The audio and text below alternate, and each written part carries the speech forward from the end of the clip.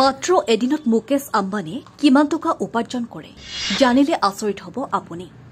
একেবাৰে সাধাৰণ মানুহৰ বাবে এয়া কল্পনা কৰিব নোৱাৰা কথা। মুকেশ আম্বানী নামেই তেওঁৰ পৰিচয়, কিন্তু আপুনি জানেনে যে মুকেশ আম্বানীয়ে প্ৰতিদিনে কিমান টকা উপাৰ্জন কৰে? এই উত্তৰ জানিলে আপুনি আচৰিত হ'ব। একেবাৰে সাধাৰণ মানুহৰ বাবে এয়া কল্পনা কৰিব নোৱাৰা কথা।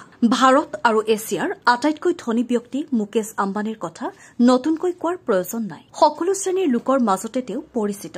শেহতীয়াকৈ প্ৰকাশিত তথ্য অনুসৰি তেওঁ বিশ্বৰ ধনী ব্যক্তিৰ তালিকাত 12 নম্বৰ স্থান দখল কৰিছে।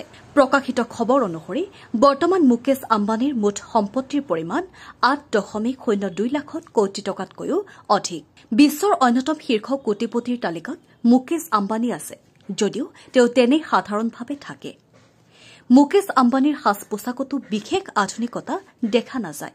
বিভিন্ন অনুষ্ঠানত প্ৰায়ে বগা চাৰ্ট আৰু সাধাৰণ পেণ্ট পৰিধান কৰা দেখা যায় মুকেশ আম্বানী। মুকেশ আম্বানীৰ মুম্বাইত থকা ঘৰটোৰ নাম হৈছে এণ্টিলিয়া।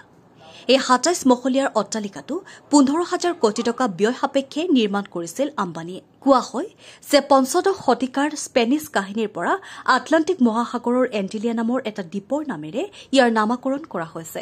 ইমান এজন ধনী মানুহ মুকেশ আম্বানীৰ প্ৰতিদিনৰ উপাৰ্জন কিমান? ৰিলায়েন্স ইণ্ডাষ্ট্ৰীৰ অধ্যক্ষ মুকেশ আম্বানীয়ে দিনটোত 163 কোটি টকা উপাৰ্জন কৰে।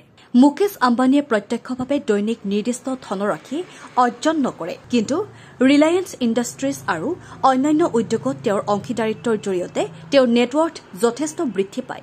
অনুমান অনুসৰি তেওঁৰ দৈনিক উপাৰ্জন হয় 163 কোটি বা প্ৰায় $20 লাখ।